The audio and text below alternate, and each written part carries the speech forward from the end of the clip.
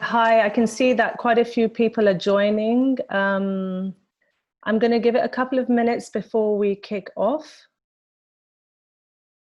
Just to let you all know that you're muted, but you can use the chat. So someone is moderating the chat. And if you would like to put questions in there or raise your hand to put questions in there, there's someone moderating, and we'll look at those questions later.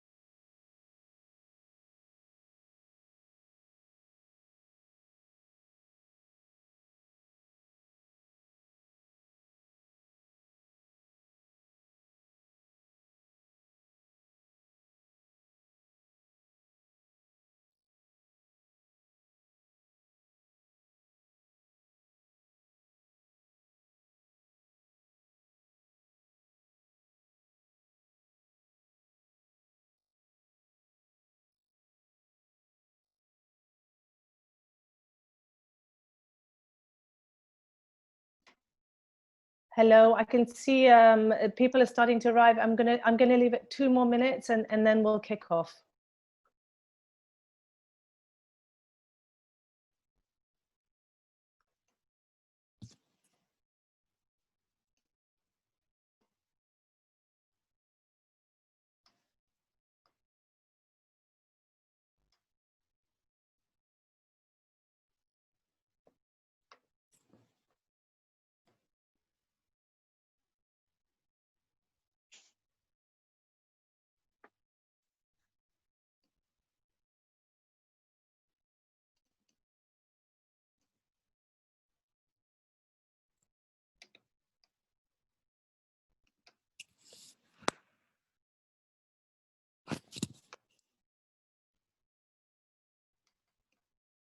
Okay, I'm going to start now.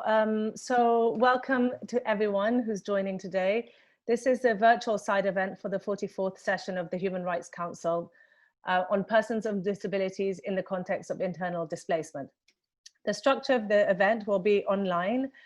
There is a link to the closed captioning in the chat box, and the webinar will be recorded, and then the link to the webinar will be online on the IDA website as soon as possible.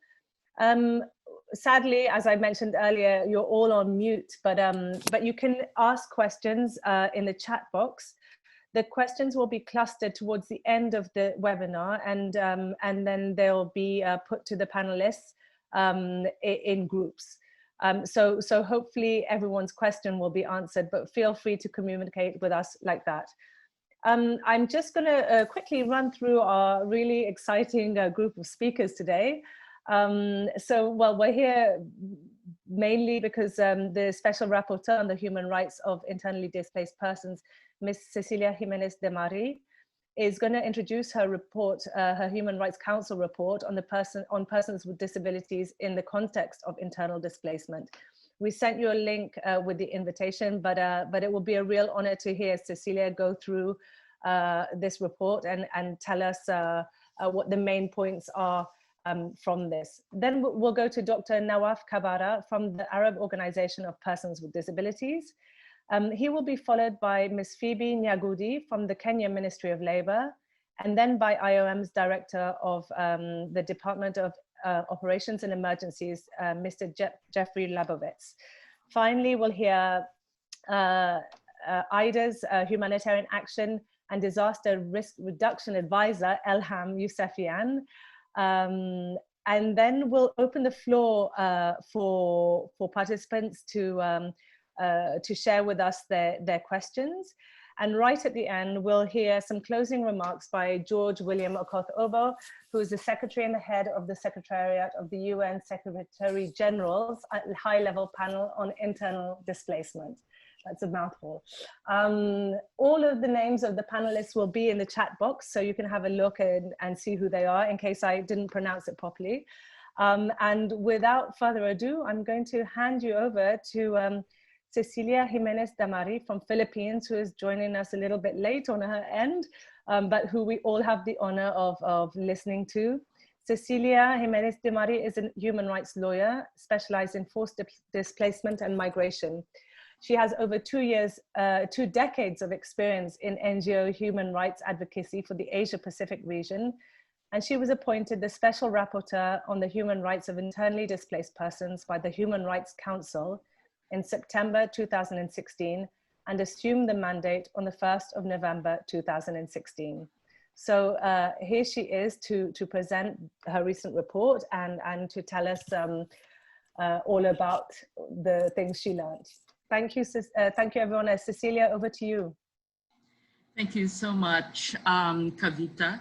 Welcome to all, and thanks to everybody for logging in and for being part of this. Thank you to the co-hosts, the IOM and IDA for making this happen, and a very special thanks as well to IDA for ensuring the closed captioning for the event. This side event is meant to bring more attention to the issue of persons with disabilities in internal displacement context, which is actually the thematic topic of my recent report to the Human Rights Council, and is now publicly available. And I presented this report last Wednesday. I think it's very important to start with understanding the prevalence of disabilities in the displacement context. One of my priorities when I took over the mandate is the promotion of the visibility and effective protection for IDPs who are neglected, rendered invisible and vulnerable, and those facing the greatest challenges resulting from their displacement.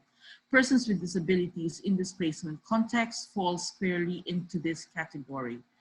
The World Health Organization estimates that about 15% of the world's population have disability.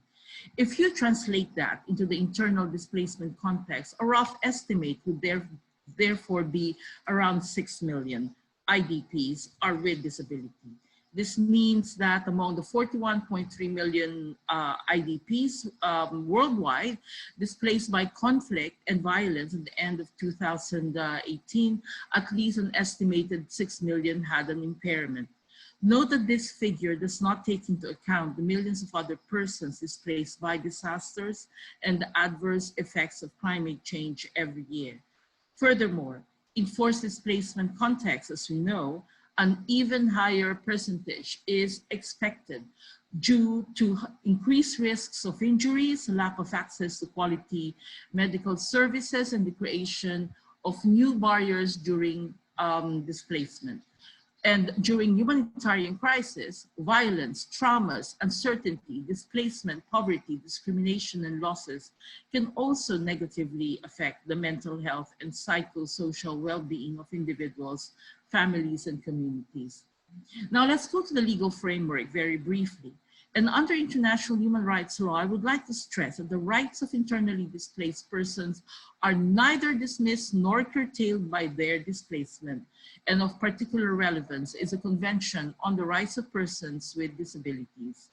Moreover, Principle 4 of the Guiding Principles on Internal Displacement, which reflect international human rights and international humanitarian law, explicitly states that the principle should be applied without discrimination of any kind, including on the basis of disability.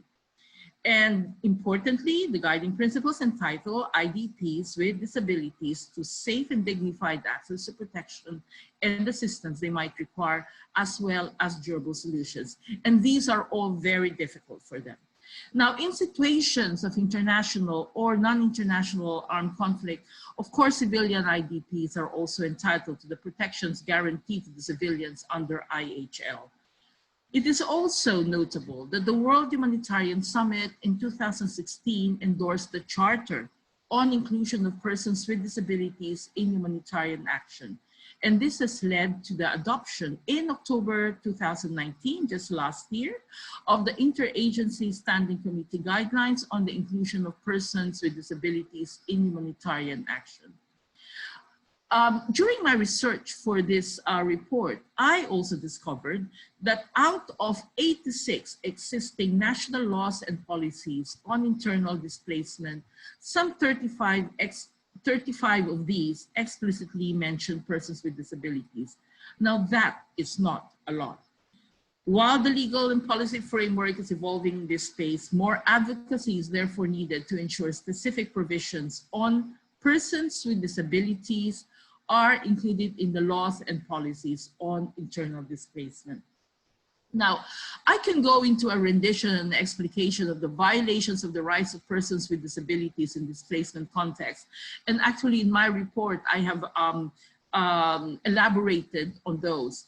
But let me just emphasize that persons with disabilities face inequalities, heightened protection risks due to forced displacement, and due to their functioning limitations, poor health, loss of support, reluctance even to leave their own communities, or because they could not even afford to leave, persons with disabilities may be unable to flee, leaving them exposed to violence or left to survive on their own.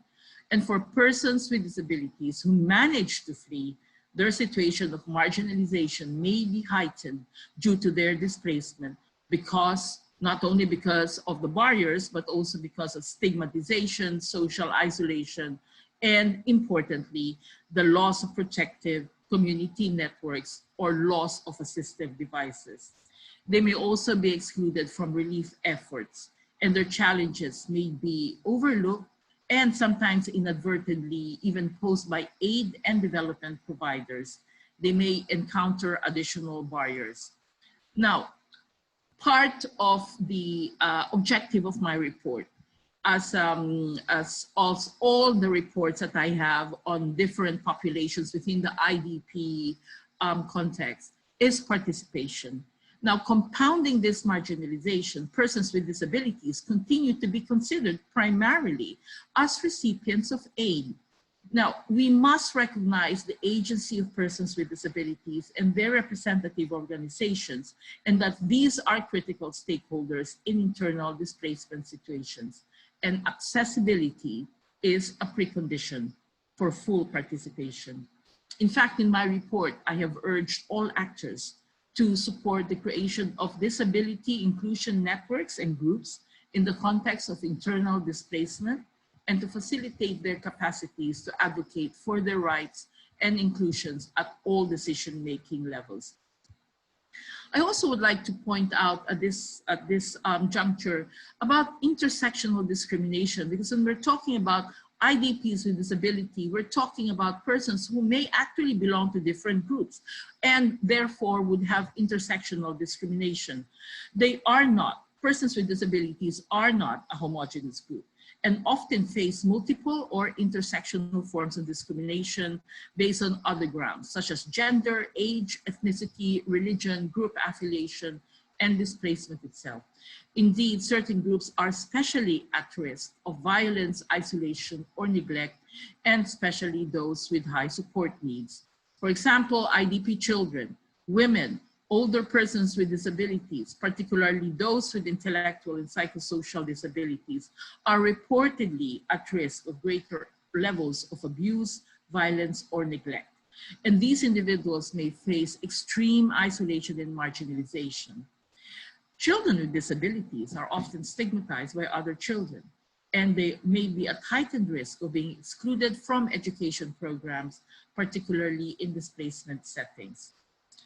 Let me go to the important issue of data, because data in this case leads to invisibility when it comes to IDPs with disabilities. My report observes the lack of accurate data on persons with disabilities among the IDP populations.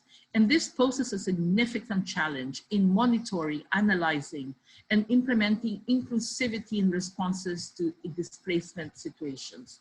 Data on persons with disabilities disaggregated by displacement status would actually help increase the visibility and understanding of how internal displacement affects persons with disabilities.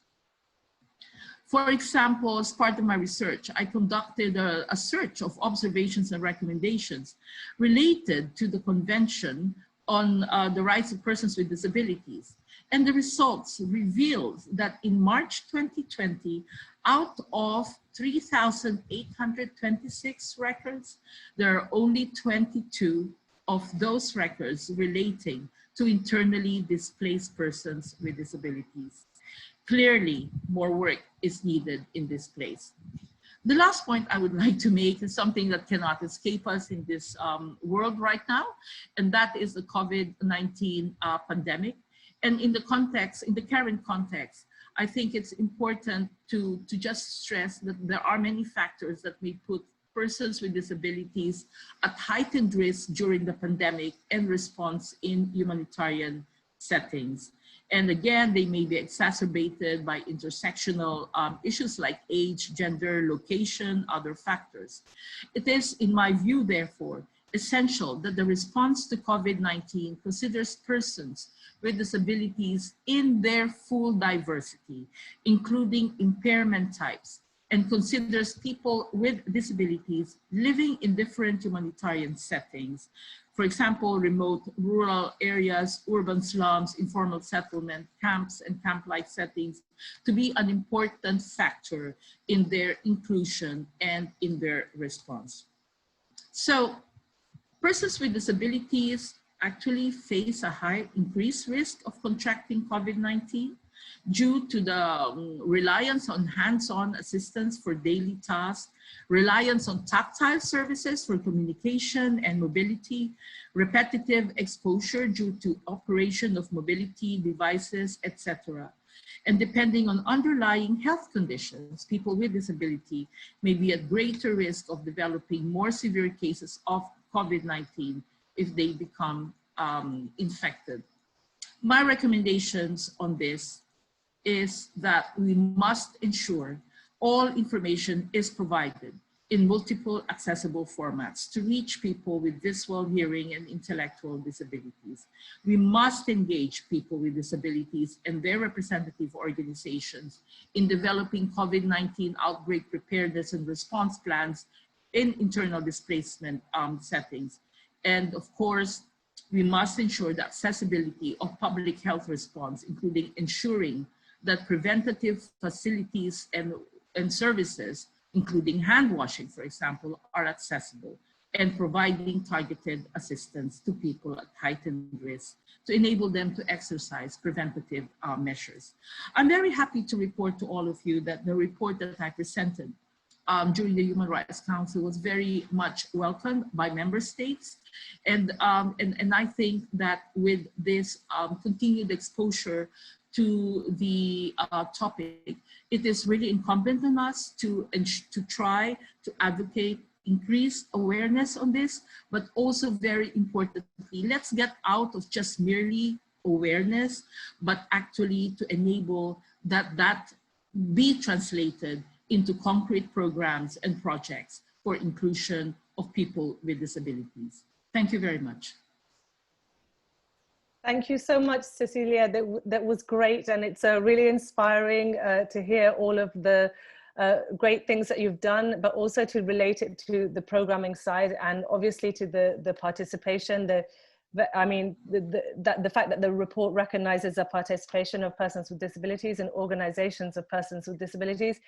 I mean, I think it's extremely valued, especially at this time, and that links perfectly to our next speaker, and that's Dr. Nawaf Kabara from the Arab Organization of Persons with Disabilities. And he will give us, he's the president of the organization, and he will give us an overview of what they're doing and how it comes across to be an actor in this field. Thanks a lot. Hello. It seems that I have a problem with my loudspeaker. So when I'm talking, I'm not hearing you. You're fine? We can hear you very well. Okay, great.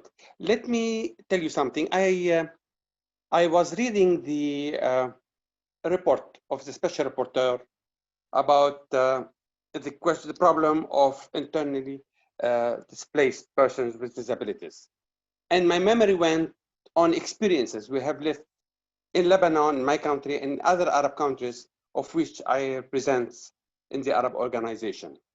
I remembered in 2006, for example, when there was a war between Lebanon and Israel, and one of the guy refused to take his daughter, who was intellectually disabled, took her with him from his village to Beirut, to the capital of Lebanon, because he said his cow is more important to him than this intellectual daughter of him that does not provide him with money and the resources. His cow is more important to him.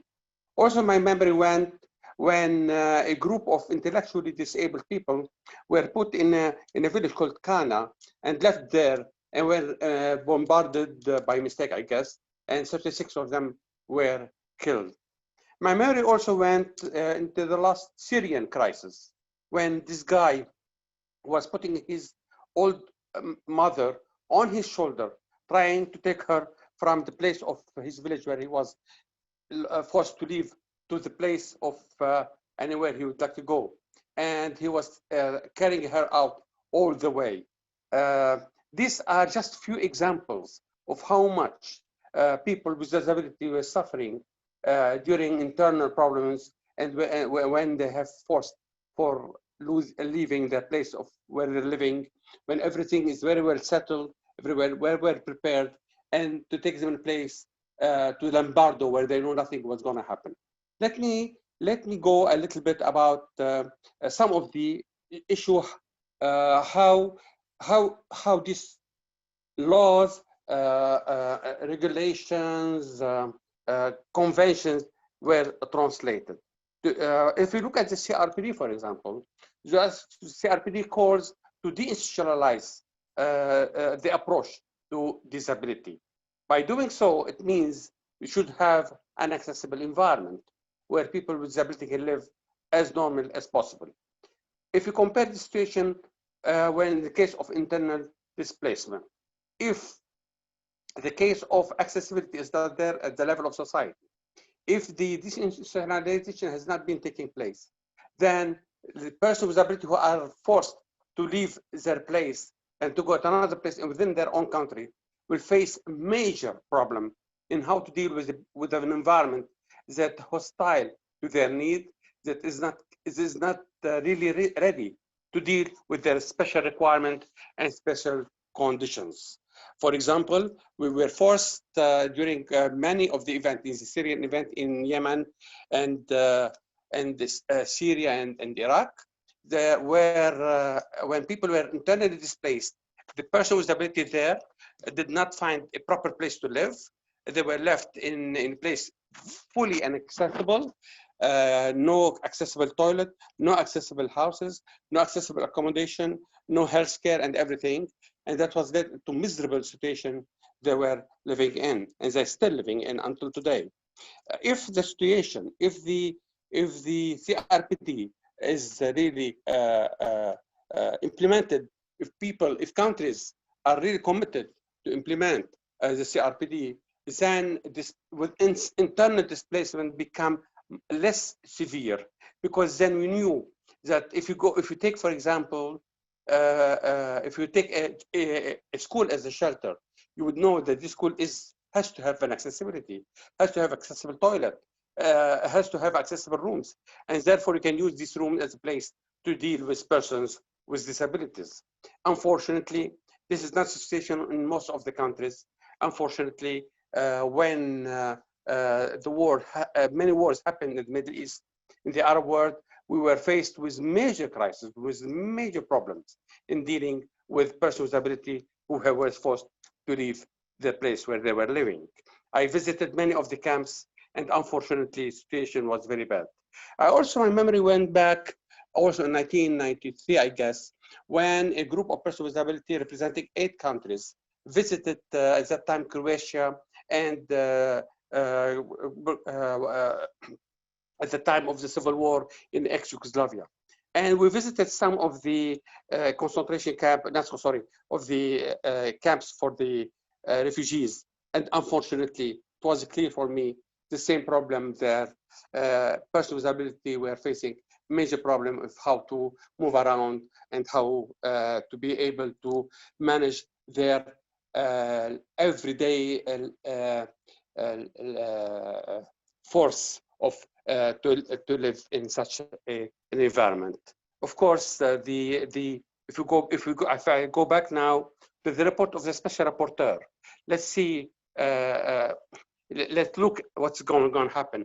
As she's really mentioned well, first of all, we're dealing with 50% of the population. We're dealing with a situation of really a diverse community with different kind of needs, with different kind of emergency services they need to be provided with. We are also dealing with the situation of humanitarian actors, countries that when they were dealing with the crisis, unfortunately, for some reason, I don't know why, they tend to forget that there was this 15% they have to deal with, and they go to standardize the response. Now, lucky enough that we have IDA with the other international organization have worked out some sort of guidance of how to deal with persons with disability in the case of humanitarian crisis. I think this guidance that has been accepted, I guess, by the United Nations should be a very good reference in order for us to know how to deal with this situation. Let me give an example. If you have to put a camp to deal with refugees, I don't know where is the problem if you take into consideration if a certain percentage of these camps is accessible, if a certain percentage of the toilets are already accessible, if some pathways are taken into consideration to be accessible. This is the way of thinking that we need to think about ahead of time to make sure that persons with disability are not left behind. So the question is a question of, first of all, accepting that there is a case of, a special case of persons that they have needs that have to be met. These people need to be accommodated. 2, that we should think ahead of time. 3, that we should think with an open attitude of this diversity, accepting that when dealing with such a situation, we have to take into consideration all kinds of possibilities, all kinds of people that live on this earth and their needs and their special concerns. And therefore, from an approach based on accepting the dignity of the person, accepting the right of people to live in dignity, that we have to deal with this situation as such. I'm talking about a region that is suffering a lot of violence, of internet displacement, of problems, of and also at the same time a place where accommodation for persons with disability is not that developed, is not that very well taken care of. I know very well how much is the suffering. I know it in Yemen, I know it in Syria, I know it in Iraq, I know it in Libya, and I know it in many other countries where there are suffering.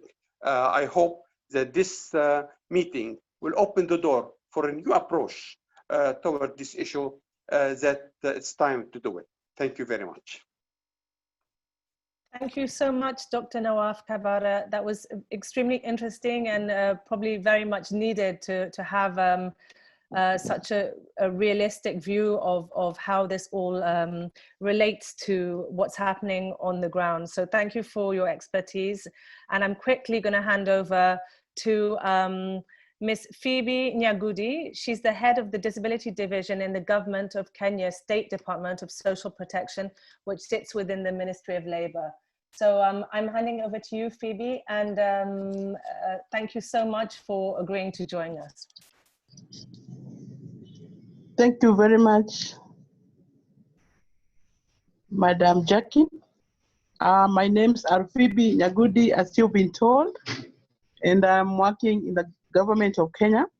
I just want to briefly say that Kenya is a signatory to the UN Convention on the rights of persons with disabilities, and Kenya is actually implementing the provisions of the convention by aligning most of our legislation and our laws to the convention. We also made a number of commitments during the Global Disability Summit last 2 years, and we are now actually trying to implement, we are not trying, but we are implementing the various commitments that we made during that time. Currently in Kenya, we are taking COVID as a disaster, and currently what we are implementing is there are measures that the government has put in place to cushion persons with disabilities from the effects of COVID-19. And that is basically what we are very busy with at the moment. So to my main report that I want to give today, I want to briefly tell you what we in Kenya are doing in as far as the displaced persons are concerned. But before I give my report, I want to say that not much is going on. And some of work that we see going on are on refugees, because we have camps, 2 major camps in Kenya, where we have a lot of refugees. There, a lot of work is going on, not only by Kenyan government, but other international bodies are also working on that. So basically what I want to say is that displacement of people in Kenya has occurred periodically throughout the country's history, resulting from diverse range of causes. And among these are politically instigated violence, land and boundary disputes, natural disasters such as drought and other impacts of such change, floods and landslides, development projects, cattle rustling, environmental conservation projects, etc. To this end, the country has put in place a policy and an act on prevention, protection, and assistance to IDPs and other affected communities. And this is to help in the management of the IDPs. Section 8.1 of the Act states that, just 1 minute. Section 8.1 of the Act states that the government shall put in place measures to assist and protect needs of internally displaced persons, with particular regard to displaced communities with a special dependency on land and attachment to the dependency and attachment to their lands, and the protection needs of women, children, persons with disabilities, the elderly, and other persons with special needs. Actually, statistics of persons with disabilities among the IDPs at any time, irrespective of the causes of the displacement, are not kept, and as such, they remain to be very invisible.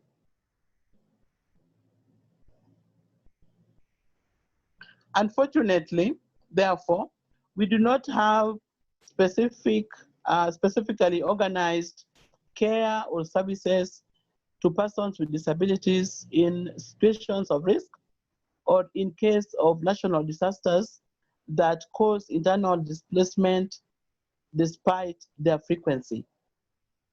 Persons with disabilities, through their organizations, have not been involved in the planning and implementation of disaster response, relief, and recovery programs. It is assumed that they will be cared for in the same programs with which address everyone. We have not, as a country, been able to adhere to the Humanitarian Charter or the SEDAI framework of action on disaster response. This is an area which needs attention.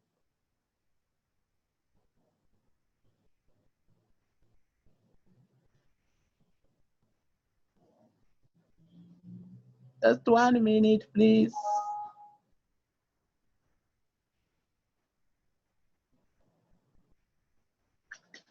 Sorry.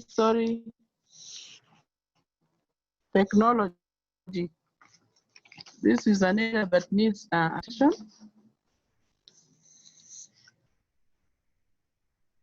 By the end of March 2020 this year, Kenya had a refugee population of 494,585, comprising of 44% in the Dadaab camp, 40% in Kakuma camp, and 16% in urban areas. Majority of these were from Somalia, Sudan, Ethiopia, and the Greater Lake region. We do not have disaggregated data or statistics, and as such, we do not know exactly how many of these refugees have disabilities. However, at one time in the recent years, information from Handicap International, which is now known as Humanity Inclusion, it states that there are around 15,000 persons with disabilities in the Dadaab camp alone. Camps are located in areas with very dry and hot weather, where even the local communities subsist with difficulties and depends predominantly on relief food. According to Handicap International, being one of the implementing partners, dealing with persons with disabilities in the refugee camps, it alludes that the fact that although efforts have been put in place by the government and the international agencies to address their basic needs, persons with disabilities and their families within these camps still suffer daily discrimination, stigma, and violence. They face permanent access and disability difficulties, get little access to adequate services, and they have no voice in the camps, community leadership, and even in the committees that are formed. So we have come up with reasons why we have the challenges that are really hampering assistance of people who live in camps or who are in IDP camps, camps, or the ones that are refugees. There are various challenges that are causing that is affecting the delivery of services to them. One of them is lack of visibility. Their existence is rarely acknowledged, and for them to benefit from health and nutrition programs, these programs need to be to address the needs of persons with disabilities. So because they are not visible, these programs are never catering for them as is expected. The second problem is disability awareness. We know that many people who work within the camps, they have very little knowledge or skills or awareness about disability. And because of this, you find that when they're coming up with programs or projects, particularly in designing of even when the camps are being done, they don't have any, they are not done in relation to how persons with disabilities will be comfortable in them. Miss Phoebe, Sorry, I'm going to have to interrupt you just for a second. Perhaps we can, because I know there'll be some question on challenges later. Can we come back to this at the end so we can go through the other speakers, if that's possible? Yeah, but I've not finished. I can leave the challenges, and continue. It is therefore important to recognize that a number of non-governmental organizations have come up with some programs that address the issues of persons with disabilities, particularly addressing some of the challenges. So we have institutions like IRC, which is International Rescue Center, which has a community-based rehabilitation program. And it also has, which is a curative and mental health program, a special needs education program that help in assisting those with disabilities. There is a special needs education, which has, for instance, successfully mainstreamed about 400 pupils into regular schools through targeted individual educational programs. It also runs a community-based rehabilitation program that offers home-based care to persons with disabilities within the areas where we have them, the areas where we have camps. And therefore, we can definitely, we can recommend that for our IDPs to be,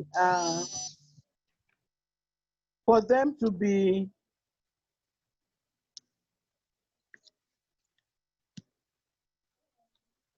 sorry, I want to recommend that for our IDPs to be resettled. It is important, one, for us to know the exact number that they are. That one is lacking. So it is very difficult to plan for them. Second, need also for us to ensure that the people who work in the camps and even those that plan for them to know issues on disability, so that when they're coming up with the programs on disability should also be taken into consideration. There's the issue of the provision of startup, capital, which is very important and is given to other IDPs. It's important that people with disabilities also should get this startup capital to help them start their lives all over again. And in Kenya, the most important thing is land. When the IDPs are being resettled, they're normally given some land where they start to have their settlements again. I think I'm saying that as little is not about disability, if their issues are not taken on board, they could not even be able to get this land that everybody else is getting. So the other issue that is very important that is also provided is psychosocial, support that is given to the IDPs. And we're saying, particularly for persons with disabilities, if their numbers are known and we know how to get them, these are the people who really need to be supported in these conditions. I think I want to stop there. Maybe I will give my recommendation, the challenges I can give later on. Thank you. And also, thank you very much, Ms. Negudi. If you could share your report, that would be great, and then we can disseminate it amongst the speakers. Thank you. Thank you very much. So I'm going to jump straight to Mr. Jeffrey Labovitz, who is the Director of the Department of Operations and Emergencies at IOM, the International Organization for Migration. Mr. Jeffrey Labovitz has been with us. I'm saying us because I also work for IOM. He's been with us since August 2019. And prior to this, he was the Regional Director in the Eastern Horn of Africa. He's had over 25 years of experience in humanitarian and development settings. So we're really pleased to have him on board and give us his points of view on how this comes into play within the work that IOM does. Over to you, Jeffrey. Thank you, Kavita. I wanted to tell a story of when I started off more than 20 years ago. I'm going to park that for now. If there's time at the end, I'll come back to it. But Kavita, I'll share it with you sometime. because it would deepen my understanding with working with people with disabilities and displacement settings and how they need to be the drivers for recovery. First, I'd like to congratulate Cecilia for her report to the Human Rights Council. The report brings our attention to the importance of rights and reminds us that empowering IDPs with disabilities to exercise these rights on an equal basis to others is fundamental to achieve meaningful conclusion. But Cecilia, the truth is that we often overlook this community. Disability inclusion is an issue which we care deeply about, and over the past 3 years, IOM has started to take many steps in our own work to be more inclusive for people with disabilities. And I'm going to be introspective in this presentation. In 2017, at the Global Disability Summit in London, we made 15 commitments to improve the way the organization works on this issue. Since then, we've contributed, along with other agencies, to the drafting of the IASC guidelines on the inclusion of persons with disabilities in humanitarian action and the United Nations Disability Inclusion Strategy. Both reports are mentioned in Cecilia's document. We have publicly endorsed the IASC guidelines and make commitments to ensure the rollout is in our work. We know it takes a rights-based approach. We also know that forced displacement amplifies the risks for safety, security, and dignity of persons with disabilities, and that it is likely that in displaced contexts, the numbers of persons with disabilities will be higher than in other contexts, and the barriers they face will be more severe. I'd like to highlight 4 quick points. First, we need to acquire more knowledge and data, Cecilia mentions this, to identify the barriers displaced persons face in assessing humanitarian services. This is especially important for groups that are already at risk in these situations, such as women, children, and the elderly. For example, in South Sudan, IOM's Displacement Tracking Matrix, in partnership with the NGO Humanitarian Inclusion, undertook household-level assessments using the Washington Group methodology to look at the barriers that persons with disabilities face in accessing humanitarian services.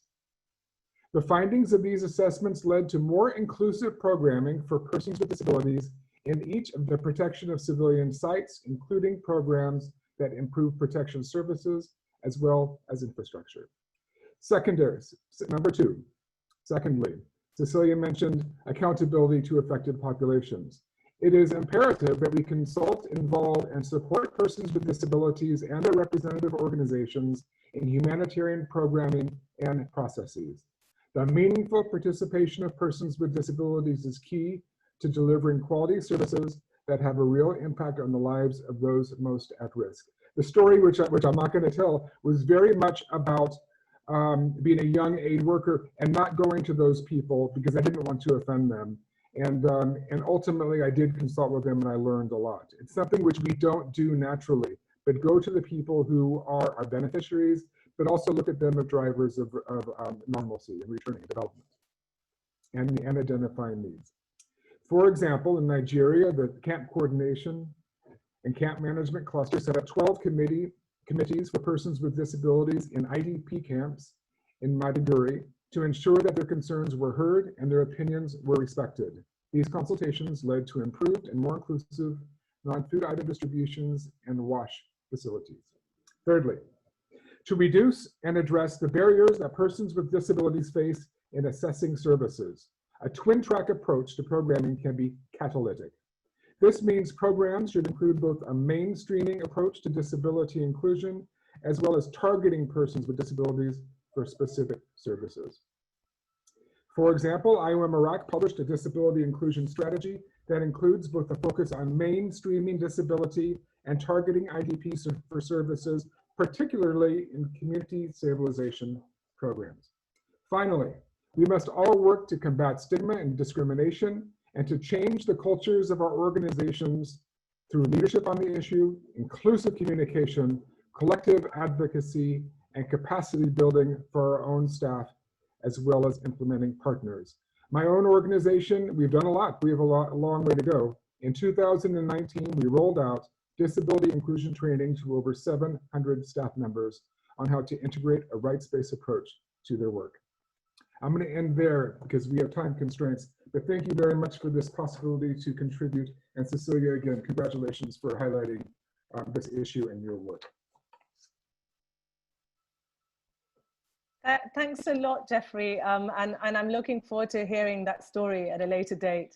So I'm gonna move on straight to Ms. Elham Yousefian, a fantastic person, a close collaborator, and the Humanitarian Action and Disaster Risk Reduction Advisor for the International Disability Alliance Secretariat.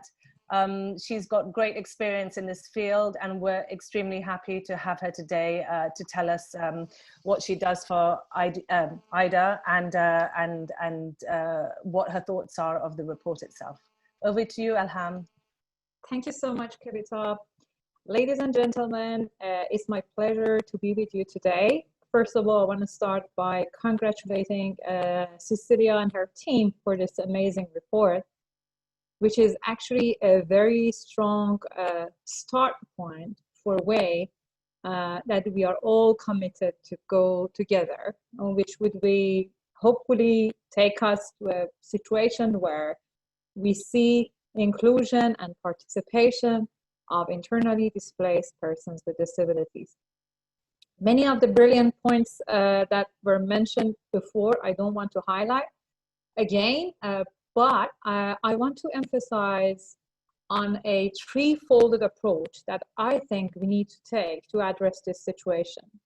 First of all, whatever is done by UN agencies, the civil society, governments, and any other stakeholder who is working on inclusion and protection of internally displaced persons must be inclusive of and accessible for persons with disabilities.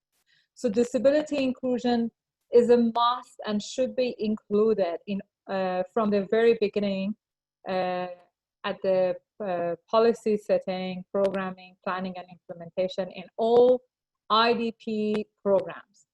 The second fold or track of this solution is to make sure that what is done to protect persons with disabilities in any context is inclusive of those with disabilities who are internally displaced.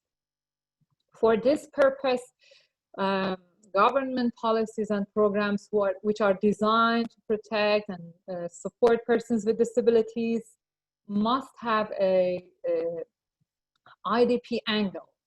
With the disasters happening everywhere in the world, and with the climate change, with climate change being a global crisis, this is an unfortunate fact, but I don't really think that there is a country in the world that can say we are not going to face the internal displacement issue at any point.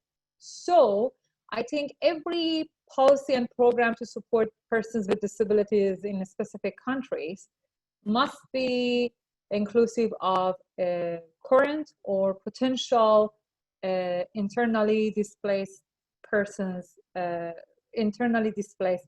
disabilities.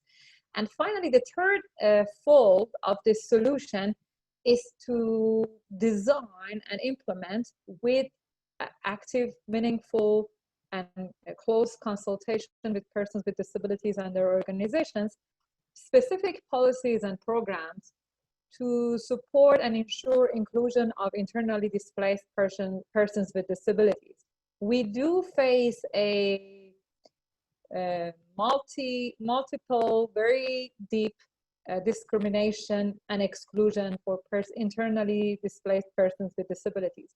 So in addition to mainstreaming disability in IDP addressing and IDP addressing in disability, we also need specifically designed policies, programs for IDPs with disabilities.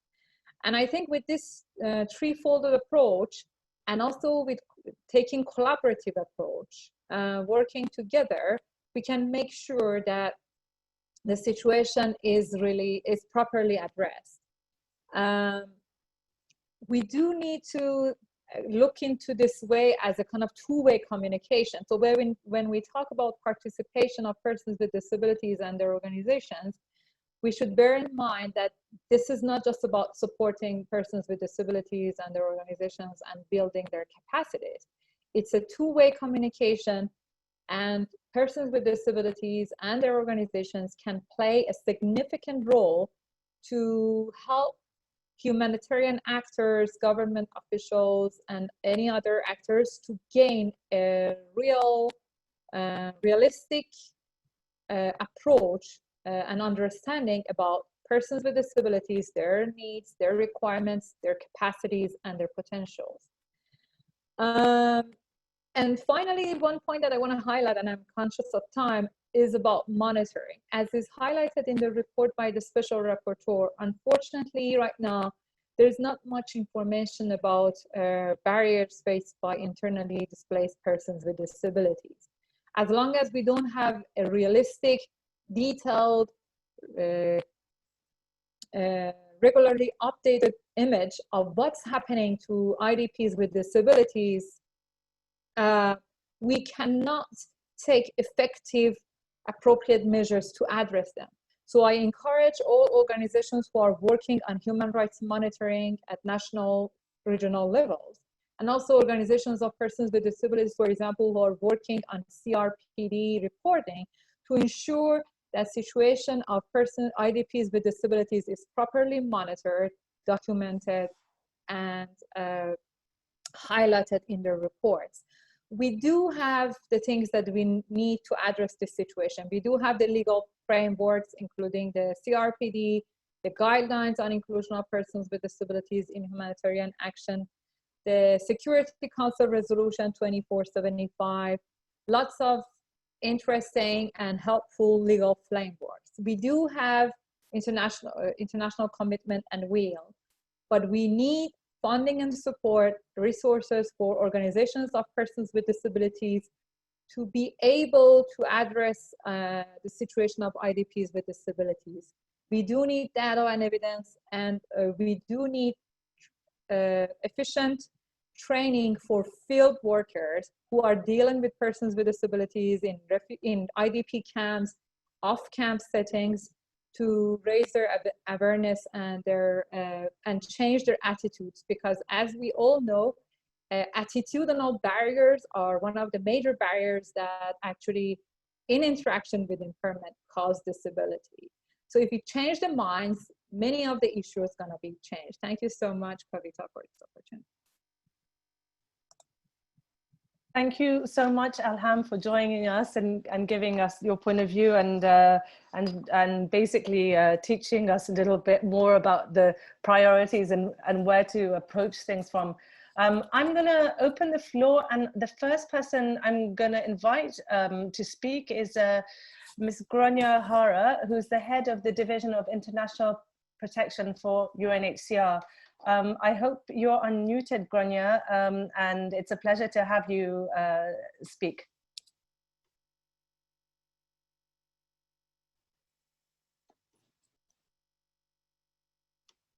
If Gronya is not unmuted, Gronya, do you want to speak?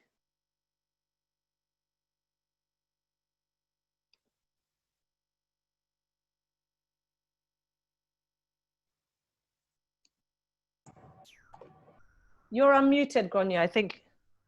Can you hear me now, Kavita? Loud and clear. Lovely to have you. You can start. Great, thank you. What I cannot do is turn on the camera, but let's not get distracted. Apologies for that, Gronya. I've lost you. Yeah, it's okay. I can hear you now.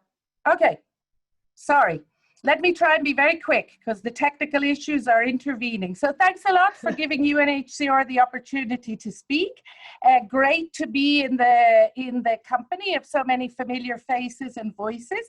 Congratulations to Cecilia for the presentation of the report, the recommendations of which we very much strongly support.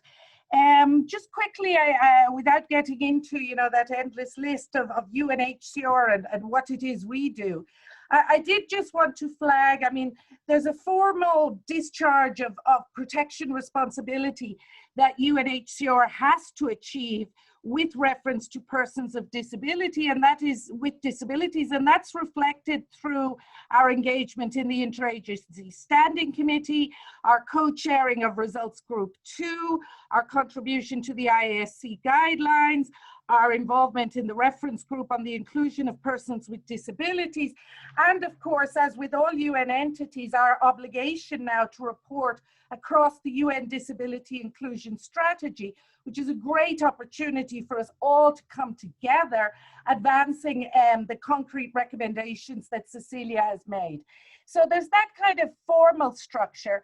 And then there's UNHCR as an operational agency and the experience that we have had, particularly in promoting the use of an age, gender, and diversity lens. And we've been very much pushed in recent years by our colleagues and counterparts in the persons with disability world. In particular, a shout out to Elham and the work of the International Disability Alliance, with whom we will be formalizing our working relationship in the course of the coming year on the back of the great success and partnership we had during the Global Refugee Forum. And on that point, I would just like to say that we've been pushed to add disability, to give it more visibility. Don't invisibilize it within a generic reference to diversity. However, at the same time, our experience and our engagement with persons living with disability in our work with refugees and IDPs also flags to us that people are not defined by their disability alone. So this gives us, you know, all of us a challenge as to how to be inclusive about respecting and visibilizing the particular dimension of living with disabilities, but how to make sure that that's not just a one-dimensional projection of the people we're working with. And that's something that we at UNHCR are very committed to continue working with all interested parties on. Thanks very much for giving me the floor, Kavita. I give it back to you as quick as I can, because I'm sure I'm not the only one looking to add to the conversation. Back to you.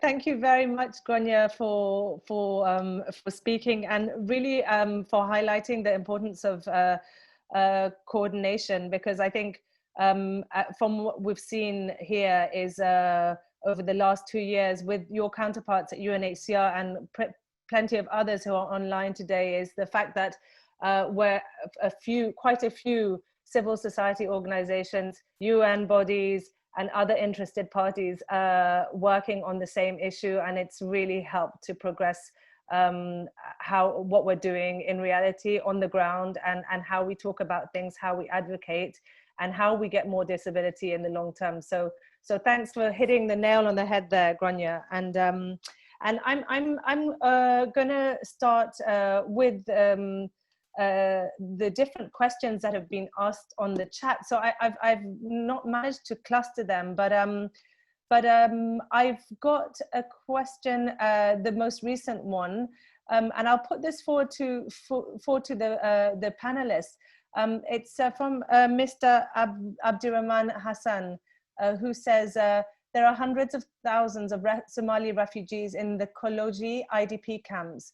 During COVID-19 pandemics and current violence in the country, these things are getting much worse.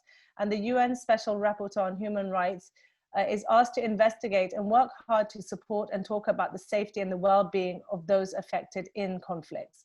What actions have you already taken towards displaced people in Koloji in Somali region state of Ethiopia? I'm not sure. I'm going to hand this over to the panelists and mute myself. I'm going to leave it to the organizers to see who is going to go first.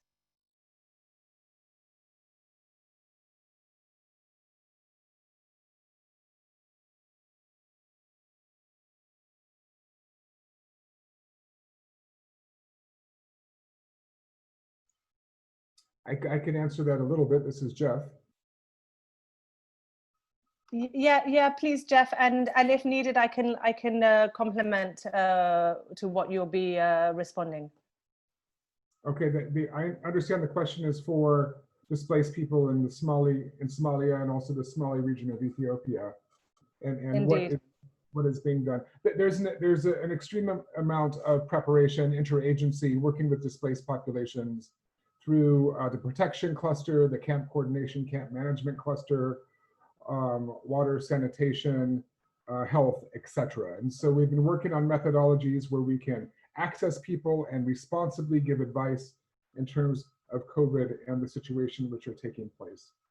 Now, in terms of, if you're looking at individuals and training on people who have special needs, the protection team and the site management team have had basic training on disability inclusion in both countries and locations. And so this is something which we have worked on collectively in the UN for those people working with displaced populations, both IDPs and refugees, and I'm sure that UNHCR may want to augment on the refugee level. Our displacement, we have a data teams, displacement tracking, which I mentioned in my presentation, and we're looking at disaggregated data, very individualized data. So again, we're going to individuals and asking what their needs are and producing reports and getting feedback on that input. So there are mechanisms for gathering information from individuals, particularly for at-risk populations. And I'd like to say that we also have psychosocial teams who are on the ground and working with populations who feel they have a need to work with those individuals. So those are some areas where we are working on those issues in those locations. Thank you very much, Jeffrey. I'm quickly going to jump to the next question because it's actually addressed to all panelists.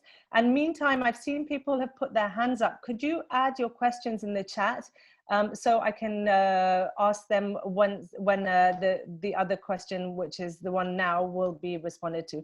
So I would like to ask, so this is another question. I would like to ask all panelists, obviously there's a lot to do and a long way to go when it comes to the inclusion of persons with disabilities. So if the panelists would start by picking one burning issue that they want to prioritize, what would that be? Cecilia, I'm going to hand that over to you first.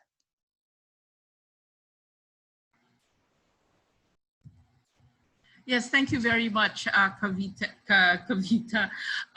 For me, inclusion is, of course, a key issue when it comes to the inclusion of persons with disabilities, which is the topic of this webinar. And for me, the main aspect is that they should be given, provided, and with them have the conditions enhanced so that they can genuinely participate. You know, we have the humanitarian, especially the humanitarian world has always seen internally displaced persons with disabilities as beneficiaries. And I think we have to go beyond that because they do have political agency and they themselves can actually provide solutions, and they should not be seen as a problem. They should be seen as part and parcel of how to go forward. And of course, part of that participation is participation in the protection of their human rights. And I have actually engaged with some IDPs with disabilities, and for them, this is always the problem, that they are looked at as just objects rather than as participants in the situation.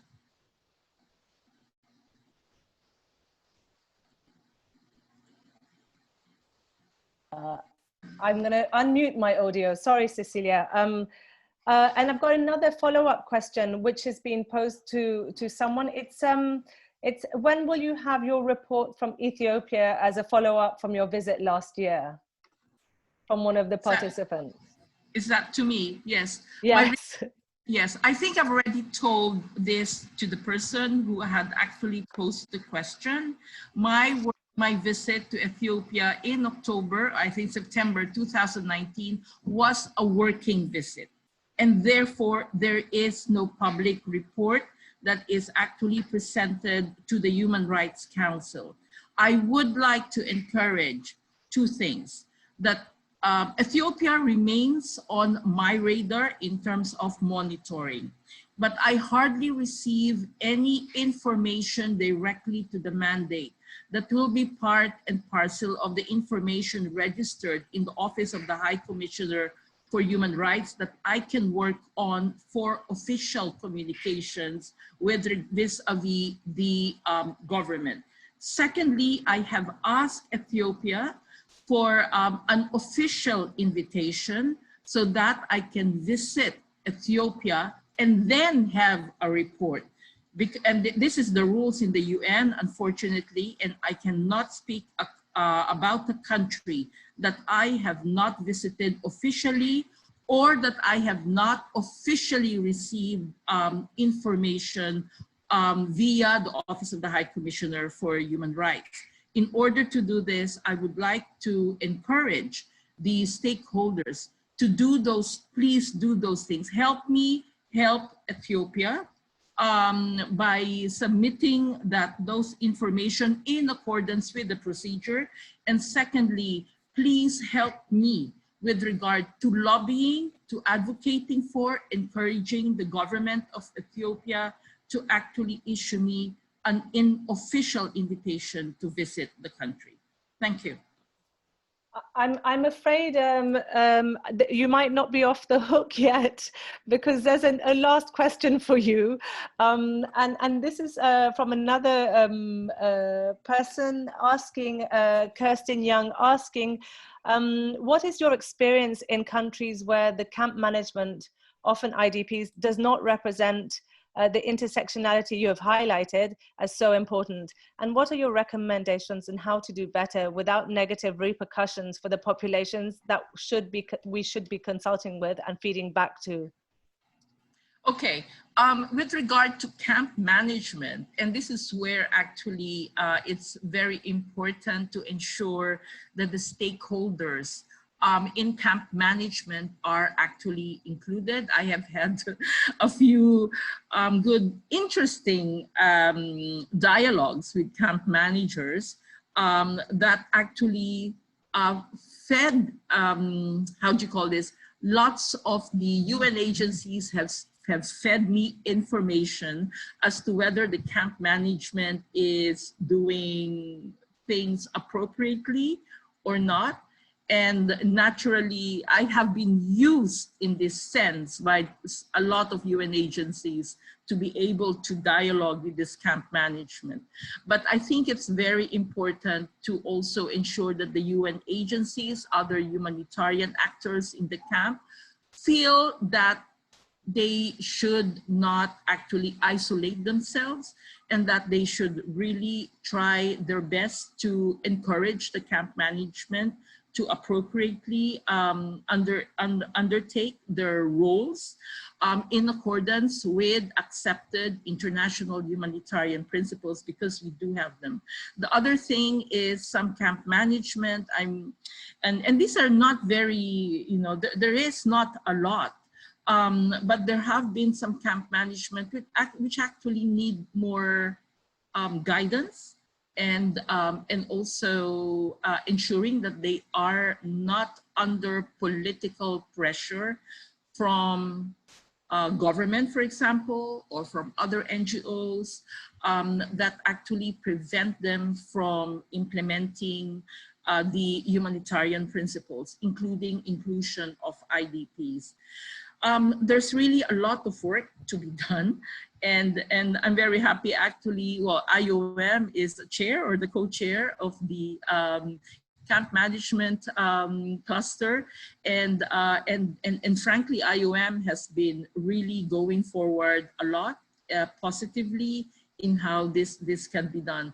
Dialogue is obviously very important, but you know, inclusion of the IDPs in this dialogue, in my view, is essential.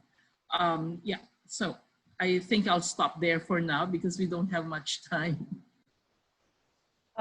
Thank you very much. And this really is the end. We're gonna have to go through the closing remarks.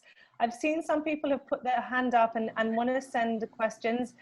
We will put an email address in the chat box so you can send your questions. And I really, really apologize. We are running really over time. So I'm going to hand over to George William Okoth-Obo to do the closing remarks. He's the Assistant Secretary General, Secretary and Head of the Secretariat of the UN Secretary General's High-Level Panel on Internal Displacement. I hope I got that right. I'm handing over to you now. Yes, I hope you can hear me. Yes. Loud and clear, loud and clear. So first, good afternoon to you, good afternoon to everybody. Of course, my good friend Cecilia. I see friends, comrades from the past, such as Grania, colleagues from IOM with whom we are comrades in this high-level panel initiative. To all of you, just to say thank you for being in this event. But most of all, Cecilia, thank you for reinforcing in this report what you have been saying directly to the high-level panel since it started its work at the beginning of this year. The high-level panel is still in mid-flight in its work. So perhaps the best way to greet this report, Cecilia, is to confirm what you know already, that it will be a very important resource for the work of the panel in this area where it is mandated, as you have put it in your report, if I can borrow the language of your report, the different experiences that IDPs endure via, as in this case, disability. I cannot, of course, speak for the panel. I serve the panel, but I'm not the panel. But if I may venture to say, especially the recommendations at the end of your report, I think this will be very dynamic information for the panel in terms of some of the things that it itself may go forward with. To all the others in this conversation, especially those who may not yet have a handshake with the panel initiative, here at the Secretariat, we would welcome very much your contact with us. We are still, even today, trying to reach out as widely as we can to all stakeholders, to all those who would have to things to contribute to us. I was very excited to hear, for instance, what Nawaf was describing, both in terms of the broader experiences of displacement, but particularly with regard to the experience of internally displaced persons. Many of the things that Phoebe described in the Kenya operation, although she concentrated very much on refugees, would also be very useful. That is an operation I know very well since I served there as UNHCR representative many years ago. But particularly the part of what Phoebe, you were saying that represents recommendations. I think some of those were drawing on the experience with regard to refugees, but I think they would also be relevant in the context of displacement. So like Kavita said, we would welcome those very, very much if you would be able to share them with the Secretariat. I mentioned already those who are actual partners. Jeff, your organization, you know very well, is a great supporter, and Grania, again, I echo what I have said. But to all the others with whom we are traveling together in this initiative, let us please continue in that way as the panel itself faces the challenges of COVID-19 in terms of the restrictions it has placed on the panel to be able to move, to be able to meet with internally displaced persons and the communities that host them, and of course with local stakeholders. So at this stage, we are really relying a lot on the partnership, especially when it comes to information that we can get and outreach to people on the ground. So we thank you very much for that as well. As Cecilia said at the beginning of her remarks, anything up to 6 million internally displaced persons as we talk today are experiencing the things that she has enumerated in her report. So perhaps it is only appropriate to conclude with what I think the panel would say if they were present in this meeting, which is this, that even if the panel were not to say another word from this point on, those people need the outreaches that we have all had here today, from Cecilia through to all the others who have spoken. So perhaps as we break from here, especially those of us who have the accountability that Jeff was talking about, to the people that we are entrusted to serve and care for, that is what, even under these difficult circumstances, we should make sure that those who are coping with disability are not left even further behind than internal displacement already places today nearly 50 million people. So thank you again, Kavita, for asking me to make these closing remarks. But I think all the appreciation should go to you, Cecilia, for having compacted it all into such a comprehensive report. And of course, asante sana to all who are trying to extend service to people who are displaced all over the world. Thank you all. Thank you so much, George. And Cecilia, I'm going to hand over to you for the final remarks before we close. I feel a little bit embarrassed at taking the floor too much. But anyway, thank you very much. I'm not really taking the time too much. And with George actually giving the closing remarks, I think it was very good to have a very rounded conclusion to this. But I just would like to thank everybody, the organizers, panelists, and of course all the attendees for taking the time. But I really would like to emphasize that there is really a lot of work to continue to be done. And we all have our own different ways that should complement each other in how we tackle the work to protect internally displaced persons in whatever context they are. Let's dynamize and let's take advantage of those various ways of for the protection of IDPs, and multi-stakeholder collaboration is, I think, essential in this. I think with this webinar, we have made a point that we need to ensure that IDPs with disabilities remain on the radar, but much more so that they actually are really participate and are political agents in their own right. With this, I'd like to thank IOM for their usual support, and of course, on this issue, on this webinar with the International Disability Alliance. And as I said, we continue working together with all of you who have been able to be on this webinar, and to all attendees. You have my email, idp@ohchr.org. Please feel free to communicate with us officially. Thank you so much. Thank you all very much. This has been great. We feel very dynamized, energetic, and prepared to move forward. I'm going to close it now. The recording will be available on the IDA website. And once again, thank you very much. Have a lovely day.